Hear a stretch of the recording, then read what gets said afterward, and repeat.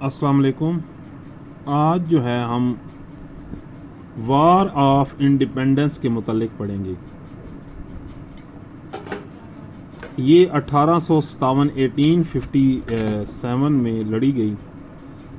हम बुनियादी तौर पे वार ऑफ इंडिपेंडेंस के जो पीछे रीज़न्स हैं उनको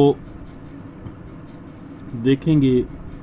थोड़ा सा लेक्चर जो है लिटिल बिट एक्सटेंड हो सकता है, लेकिन मेरी कोशिश होगी कि हम टू द पॉइंट रहें। सबसे पहले जो मेन रीज़न थी extension of political power and economic exploitation, कि ब्रिटिश ने जब यहाँ पे कब्ज़ा किया तो उन्होंने जो है बजाय इसके कि इसकी इकोनॉमिक अपलिफ्ट के ऊपर काम करते, उन्होंने लोगों को एक्सप्लॉइट करना शुरू कर दिया। उन्होंने जो सब कॉन्टिनेंट की इकॉनमी थी उसको रॉ मटेरियल तक ट्रांसफ़र किया।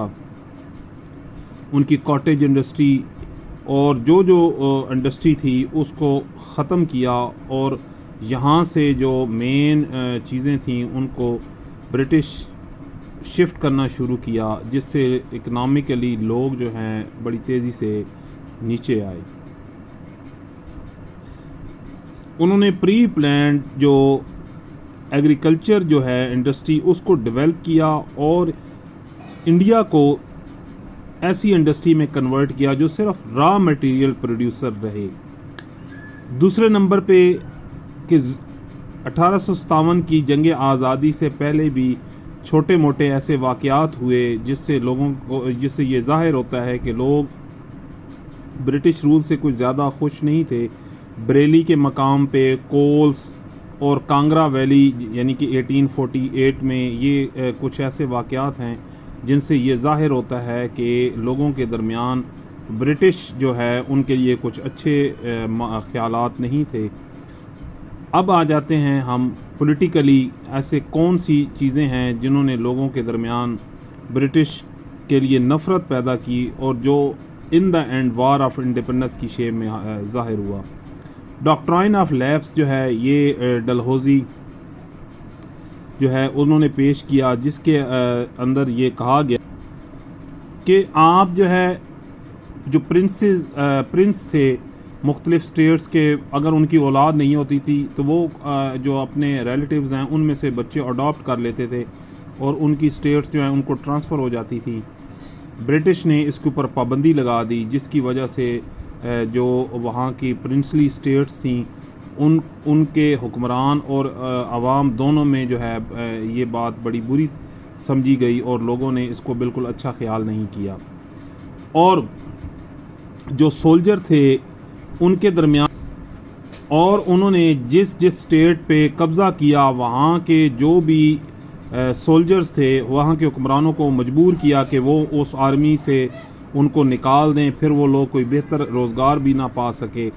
और मुग़ल एम्परर जो हैं उनके साथ भी कोई बेहतर सलूक ना किया गया, और लोग मुग़ल वो भी कुछ उनके साथ अच्छा सलूक नहीं किया जाता था। लोगों की एफिलिएशन थी और मुग़ल एम्परर्स के साथ, तो ये भी लोगों के दरमियान जो है एक अच्छा जो है तासर ना बना ब्रिटिश का। अगर हम अब एडमिनिस्ट्रेटिव काजेज़ की तरफ जाएं तो उन्होंने जैसे ही ब्रिटिश यहाँ पे आया उन्होंने न सिर्फ नए सिस्टम इंट्रोड्यूस कराए बल्कि नई पॉलिसीज़ भी लगाएं, जिसकी वजह से जो पुराने सिस्टम थे जिनकी साल लोगों की अटैचमेंट थी वो ख़त्म हो गए। मसलन जागीरदार और तल्लकदार जो है ये एक ऐसा सिस्टम था जो सब कॉन्टिनेंट में चल रहा था, लेकिन ब्रिटिश ने इनको ख़त्म कर दिया। लोगों की इनके साथ एफिलिएशंस थी, वो इनसे फेवर ले भी लेते थे और इनके साथ मिलकर काम कर लेते थे, लेकिन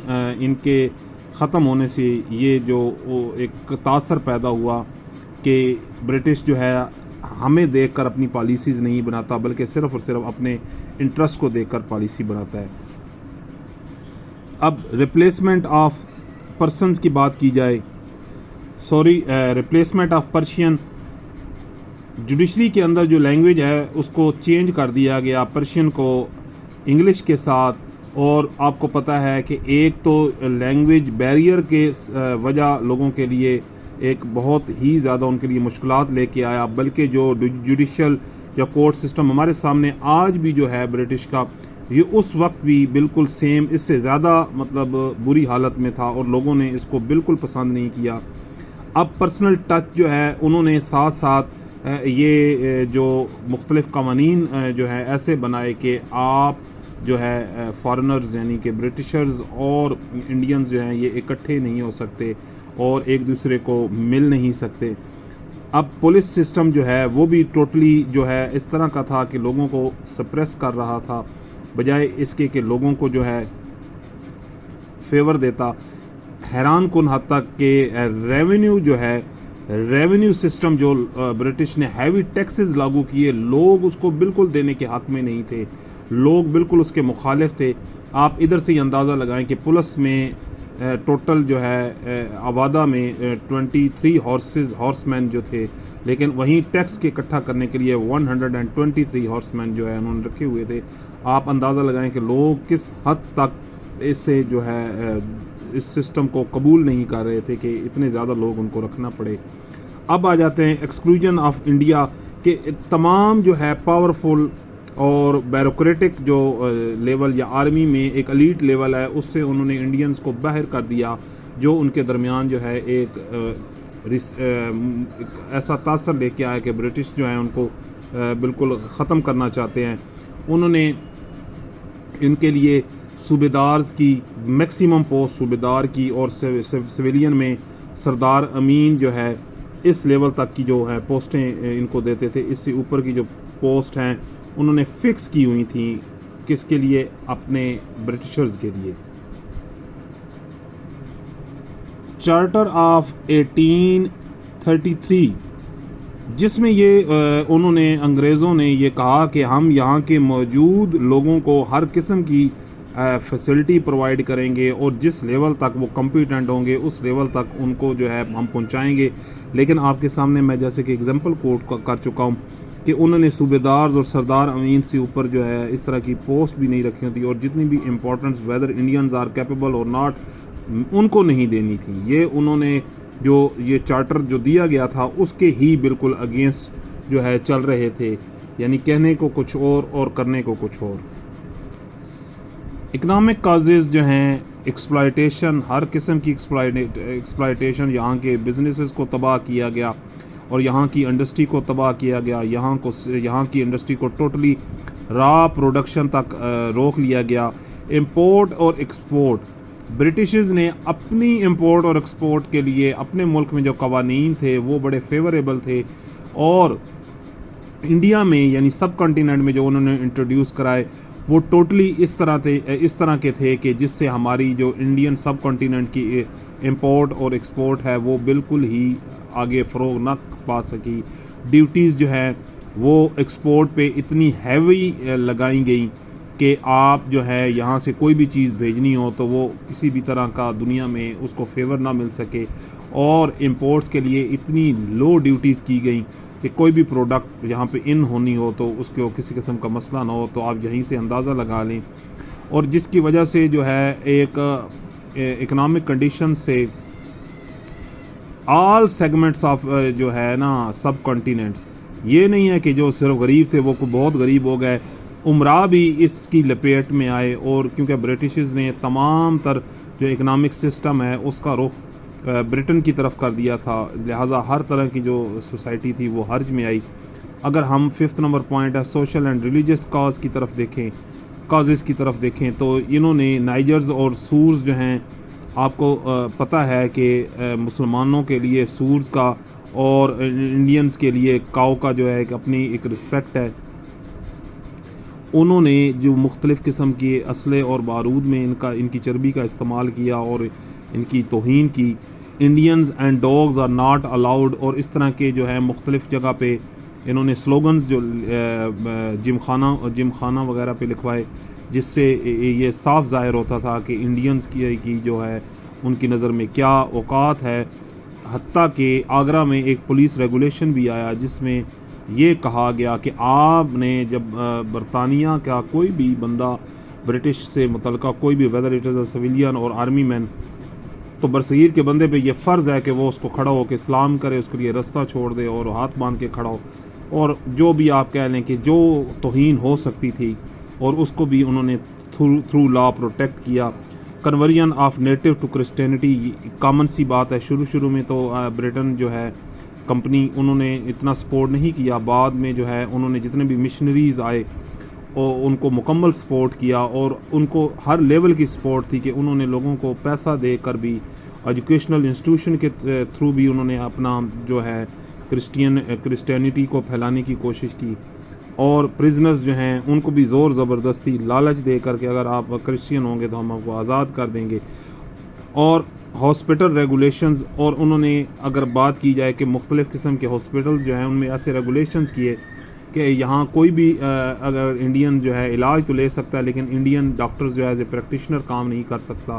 یہ بھی مختلف علاقوں میں انہوں نے یہ ریگولیشن بھی انٹروڈیوس کرائے. ان کا خاص ٹارگٹ جو آرفنز تھے ان کو بھی انہوں نے لیا کیونکہ ان کا ولی وارث تو تھا نہیں. انہوں نے اپنی جو ہے کرسچین کی تعلیمات جو ہیں ان تک پہنچائیں اور ان کو کرسچین بنایا. اور اگر ہم بات کر دیں company law for the people, کچھ ایسے لاز بھی ہیں جس میں نو ڈاؤٹ اچھے تھے لیکن ہماری جو ہے سوسائٹی ہے اس نے ایک بیڈ تاثر چھوڑا، جس میں ستی کی رسم اگر دیکھا جائے تو بالکل ٹھیک تھا لیکن ہندوؤں کو یہ بالکل پسند نہ آئی. اچھا، ریلیجس ڈسیبلٹی ایکٹ آف 1856، جس میں اگر ایک مسلمان ہندو ہو جاتا ہے تو وہ جو اپنا پراپرٹی کا رائٹ ہے وہ کھو دے گا. انہوں نے اس کو بھی ختم کیا. انہوں نے کہا کہ آپ کسی بھی ریلیجن میں چلے جائیں آپ اپنا پراپرٹی رائٹ جو ہے وہ نہیں کھو سکتے.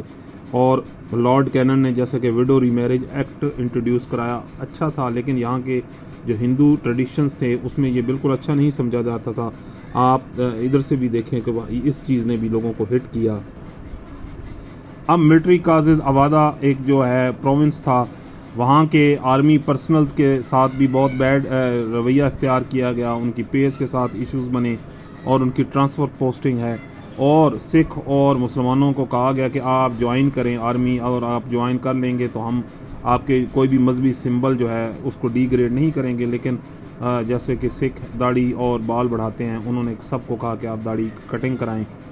اس کے علاوہ سی ٹریولنگ جو ہے اس کے اوپر بھی سولجرز کو مجبور کیا. اور یہاں پہ انڈین سوسائٹی میں سی ٹریولنگ کو پسند نہیں کیا جاتا تھا. مشہور زمانہ گریزڈ کارٹریج جو مین وجہ بنی، ویسے بائی دا وے باقی چیزیں اپنی جگہ.